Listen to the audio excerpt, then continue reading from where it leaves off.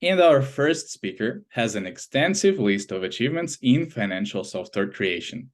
He has built over 40 custom fintech solutions that help clients attract over $10 million in net profit. He has years of experience in effectively managing a neo-banking product ecosystem with multiple teams, contributing to a total of 120 full-time employees, and he is currently leading 7 fintech projects across a variety of fintech subdomains. I'm sure you are already intrigued. Without further ado, let's meet Anton Hapieiev, the head of the fintech unit at Yalantis. Hello. Thank you very much, Victor, for such a warm words and such a great introduction. While I'm sharing my screen, well, today we will be talking about intelligent assistant opportunities, and precisely we will touch how topics on how generative AI can help into tackling challenges of high turnover in banking sector. Well, we will go through more of high-level overview of the strategic foresight in the whole technical landscape for the BFSI sector. Then we will touch a bit in deeper details AI adoption strategies and what generative AI essentially can offer to the tackling of high turnover in these areas. As an introduction part we already passed, then let's jump straight to the strategic foresight. And as a starter, let me just briefly provide you an overview of what are the most trendy things we will be dealing with in the year 2024.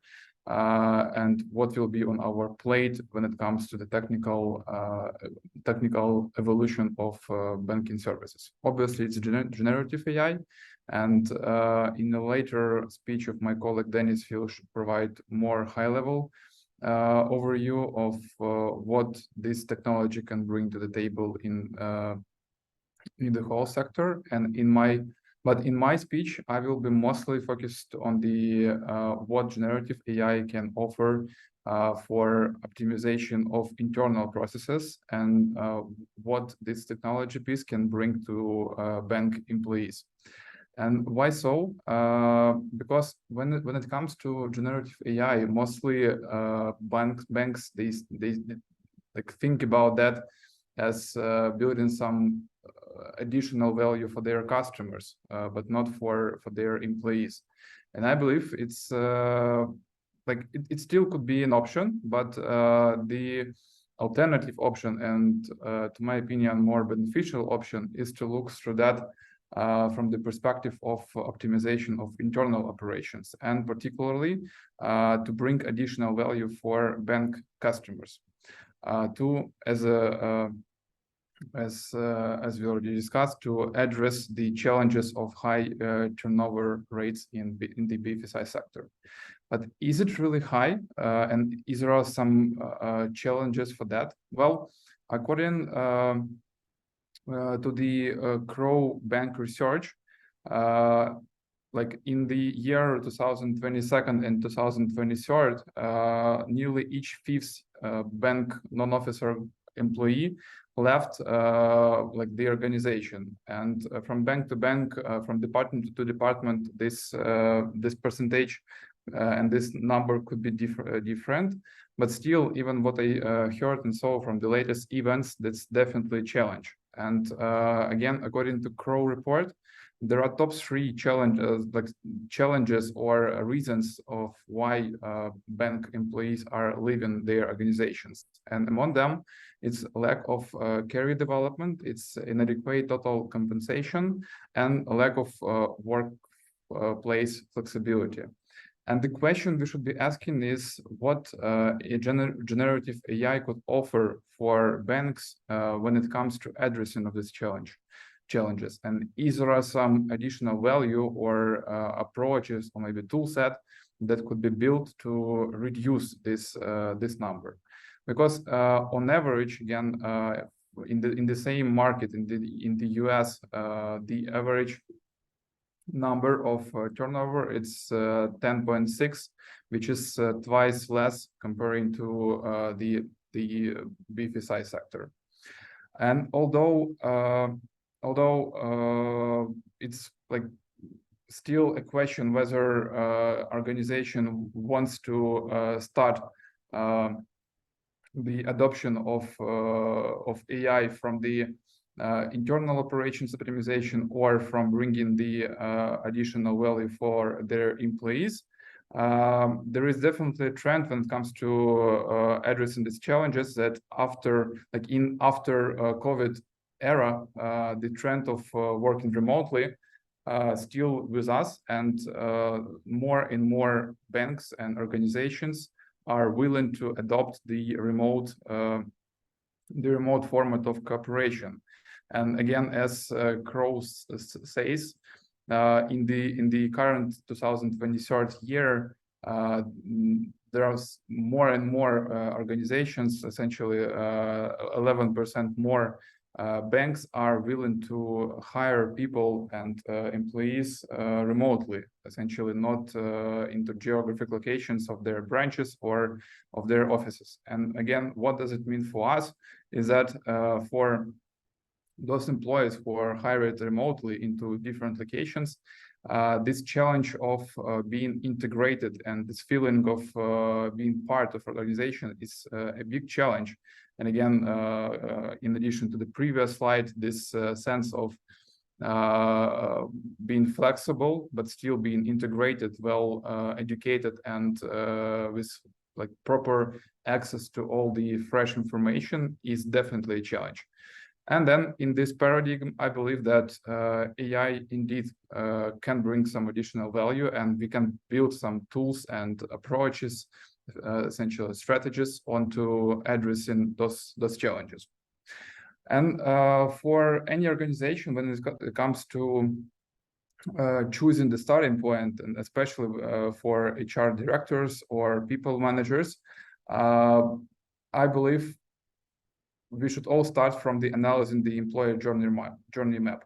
Why so? It's because the best approach, to my opinion, to understand the starting point for adoption of AI is understanding the problem.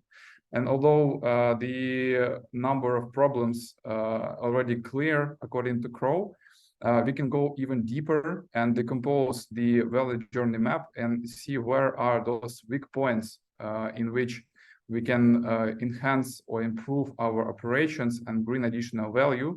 So essentially to address those problems that were localized by Crow. Whether it's some issues of the onboarding, and like a lot of people come to your bank, to your organization, and they struggle with proper onboarding, and then they are challenged with some tasks for in their position, but without proper context, they cannot really fulfill their assignments. Whether it's an issue of career development, essentially lack of feedback or lack of proper and addressed information for their career development. It also could be a good starting point for building some tool sets, essentially assistance to help them to provide like contextual and kind of personalized information for their needs that would serve especially for their access of information, for their level of seniority, and for their job role. Yeah. Or maybe it could be a sense of addressing the performance issues. Like if you have some employee who is struggling with some area, some domain that they need to improve the knowledge in, it could be personified trainings and materials that would precisely address their challenges. So analyzing this employee journey map could be really a good starting point for any organization if they plan to enhance their value for employees and address the high turnovers.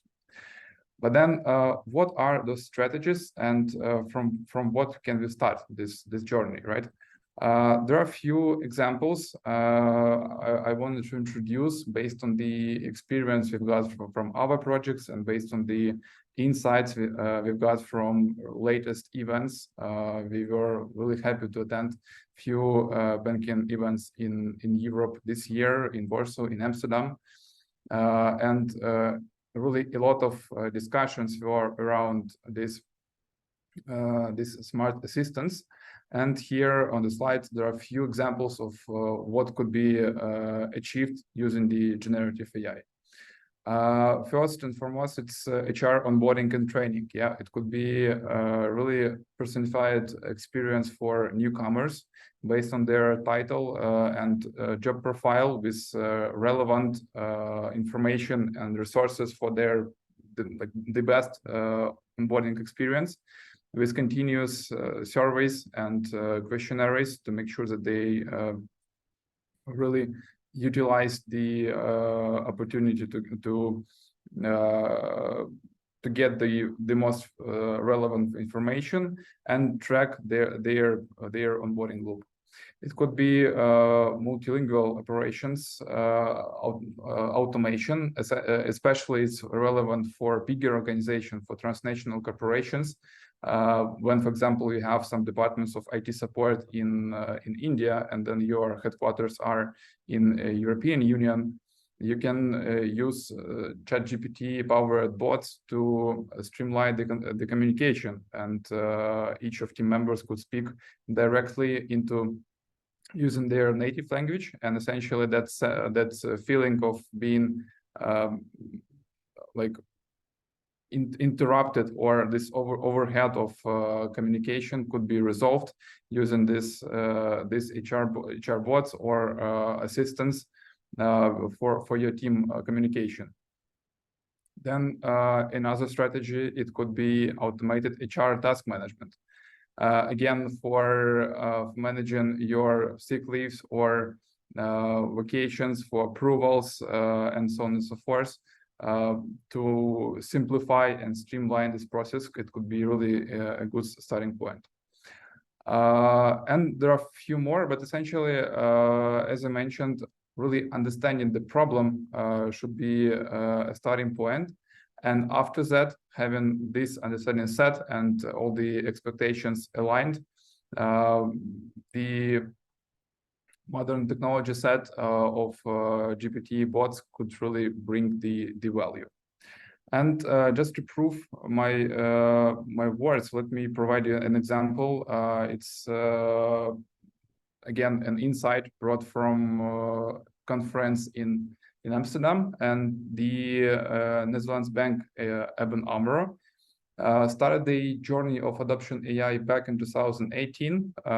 They actually started it from rolling it out to their customers, but at some point they understood that due to huge limitations into regulations, they can bring even more value to their employees, so that their customer support operations could be built more robust, and they can optimize the process to even new level. They call their assistant Anna, and this is essentially the personal assistant for each customer support agent who can help to tackle daily operations of their customer support agents, who could assist with some ticketing information, who could, as I mentioned, help into translation of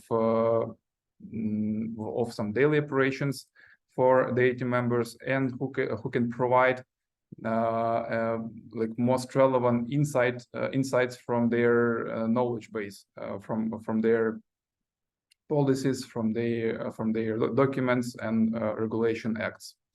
On the slide, there are also links, so we would be happy to provide you as a follow-up this deck with a recording of the speech, of the presentation of some guys from this bank, and they really provide a lot of additional information on the subject with some insight on how this thing was built for them.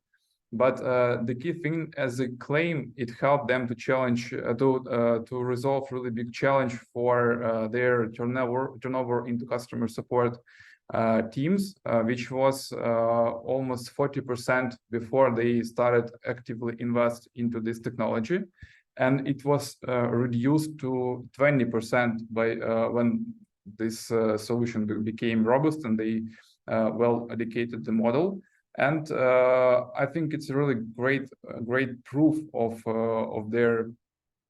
this hypothesis, and for them, it's already working solution that is and helps their employers. Then into conclusion, just a few takeaways for you guys. First of all, what we should take from my speech. The turnover rate in the BFSI sector indeed high. It's twice higher than the average rate in the US, as an example. And there are some challenges related to that.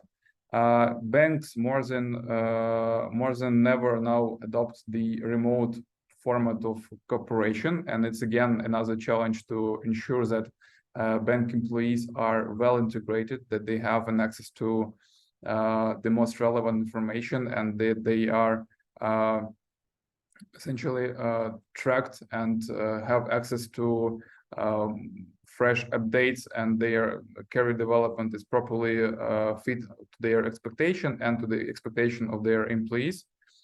And although the AI adoption is really on the roadmap of essentially all the banks for the next year, the concerns from the regulator is still in place, and the good starting point for banks could be adoption of AI from the internal side, building this infrastructure for their employees, and on top of that, the further expansion of these opportunities could take place once the appropriate tool set and infrastructure is built internally for bank employees. And last but not least, adoption of AI really can help us to prevent or to mitigate those challenges that were detected by Crow, and there are effective strategies for addressing the career development, lack of opportunities for bank employee, and obviously for managing this remote format of work, which is with us now for a while, and those opportunities really could help to build proper integrated value journey map. That's all I've got for you for today. Maybe there are some questions. Yeah, actually, thank you so much for the presentation, and let's jump straight into Q&A session. Well, as you have already mentioned that the AI adoption and generative AI adoption is the new trend, and it's jumping into the fintech industry. I was wondering if there are already some of your clients, possibly, that you are collaborating with, if any of them are considering the implementation of AI chatbots or already implementing them in their projects, in their systems. Yeah, indeed. Right now we're working on a few of such projects with our clients, and it's really a trend. And nowadays we have more than 5 so-called pre-sales when we discover this opportunity for our potential clients also. And we have a few of them already built, and now they are on the stage of learning of models. So essentially, we are working on the so-called tuning stage or context gaining stage for their bots. That's great. So it's not only just a trend and just an insight from a conference. It's more than that. It's already statistically proven among the clients. That's awesome. That's great. It's that close. All right. Thank you. The next question for you would be about the example you've provided with the AMRO Bank and the chatbot Anna, I guess, right? That sounds like a really well-developed system already, possibly with a lot of databases included and lots of machine learning in the background. But is it going to be easy to jump into a similar system? Maybe there is like a lighter step into model because, well, not every business is ready to invest at once, right? And is there a solution which is lighter, maybe? Yeah, I think first of all, we should understand that AMRO Bank, they started their journey back in 2018, and they really pioneers into this technology, and they saw somehow this opportunity back then. But and they built a really solid and comprehensive solution that covers multiple areas. But when it comes to organizations, not only banks, but any organizations that wants to tackle AI nowadays, they can start from really addressing like single problems or like some precise challenge. As I mentioned, it could start from analyzing employee journey map, as I showed before, and for that, some precise solution could be used. And just a quick spoiler, Dennis will share some light on that. What we thought about could be like used for addressing this. But yeah, like the key thing here is understanding the problem. And once this understanding is in place, there are few options for accelerators to be deployed that would really save a lot of resources, and organization can utilize this AI opportunity literally in weeks, not in years. That's great. Well, yeah, that's, I guess, some of the fears that most businesses have today. Unfortunately, the myth that implementing AI is a lot of cost taking, a lot of time taking, resources, and luckily and finally we're getting to the stage where it's getting more and more affordable and more effective. All right, thank you so much for the answers. Got one more last question, I guess, so that we could proceed more. Before we jump into the demonstration, we've talked a lot about the benefits, the advantages of implementing AI.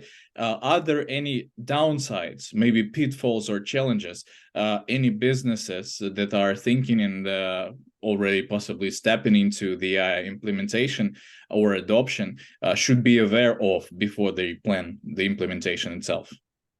Yeah, there is still a huge elephant in the room, and it's essentially uncertainty that is brought by regulators. And when organizations consider like adoption of some bigger functionality powered by AI, they should always understand that some of them are still not properly covered or like explained to the regulator. And what I got from the attending and listening to speakers in Europe is that literally some organizations budget and plan specific stages for awareness for the regulator, and essentially not just develop the feature, but also allocate some time and budget to educate the regulator on what they are built and how they plan to use it, because the regulation is still really highly conservative, and they need to like explain in a sense what are the challenges and what the opportunities they brought to the market, so that regulator could pass this feature for the launch. I think this is the biggest challenge as of now, but obviously there are still a few risks related to data security and to privacy, which are, to my I believe, less critical compared to the regulation. I see. Well, yeah, probably some stories that are related with Windows license key giveaways, probably. Yeah, I heard that. As an example. I also met a woman in Amsterdam, and like she was quite an experienced lady. She was a lawyer, and she was kidding, I guess, but she said that I wish that in 5 years before my like before the pension starts, we won't have this GPT widely spread in our organization, because I really don't want to explain to regulator on of like what we are building and what are the like underhood logic of data processing in it, because for her it was really a nightmare. Well, yeah, that does sound like a nightmare. I guess we should start building solutions that will be educating regulators themselves. The best way to educate them. All right, thank you so much. Thank you, Anton. It was a great session and a great explanation of what we should be expecting in the banking area. And